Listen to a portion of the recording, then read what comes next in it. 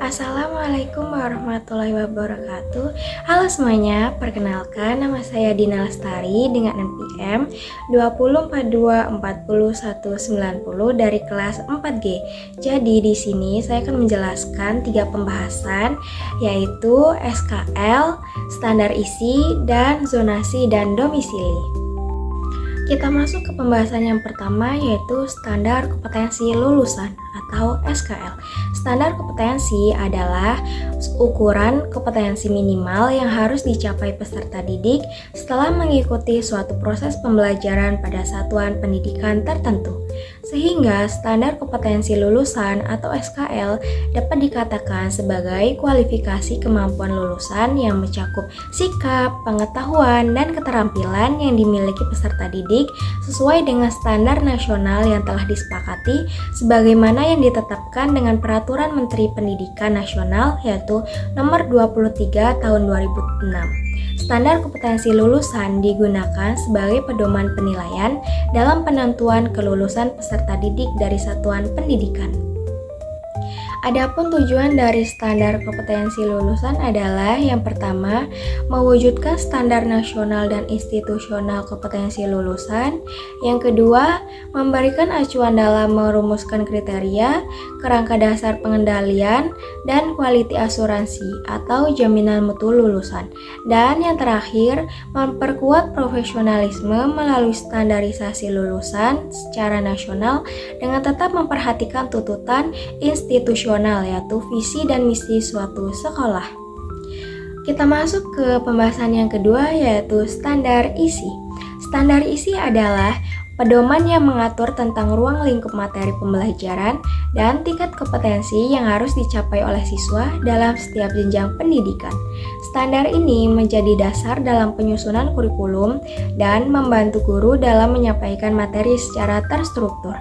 Melalui standar isi, pembelajaran menjadi lebih terarah karena sudah ditentukan apa yang harus dipelajari oleh siswa dan seberapa dalam materi tersebut harus dikuasai. Dengan begitu, proses belajar mengajar dapat berjalan lebih efektif dan sistematis. Komponen utama dalam standar isi meliputi yang pertama, ruang lingkup materi, yaitu cakupan bahan ajar yang harus dipelajari.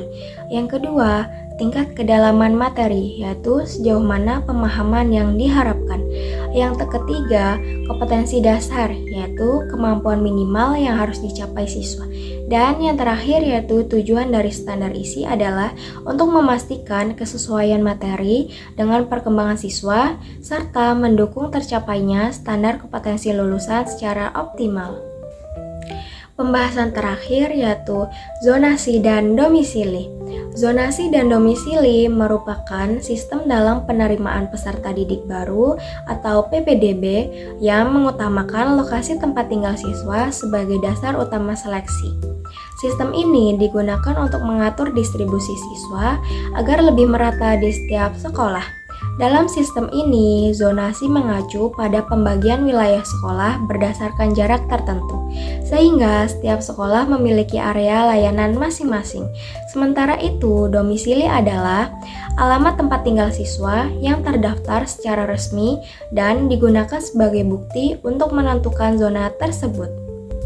Beberapa tujuan utama dari zonasi dan domisili adalah yang pertama, pemerataan akses pendidikan bagi seluruh siswa.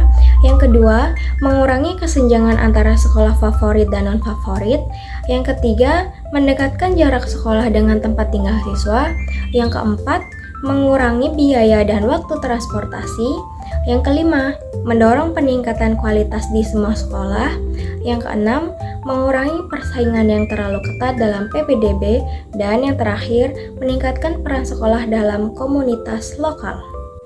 Berdasarkan pembahasan di atas, dapat disimpulkan bahwa standar kompetensi lulusan atau SKL, standar isi, serta zonasi dan domisili merupakan bagian penting dalam sistem pendidikan yang saling berkaitan. SKL berfungsi menentukan kemampuan akhir siswa yang mencakup sikap, pengetahuan, dan keterampilan. Standar isi mengatur materi pembelajaran agar proses belajar lebih terarah dan sesuai dengan tujuan.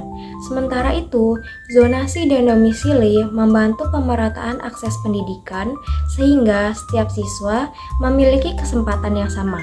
Ketiganya bertujuan menciptakan pendidikan yang efektif, adil, dan menghasilkan lulusan yang berkualitas.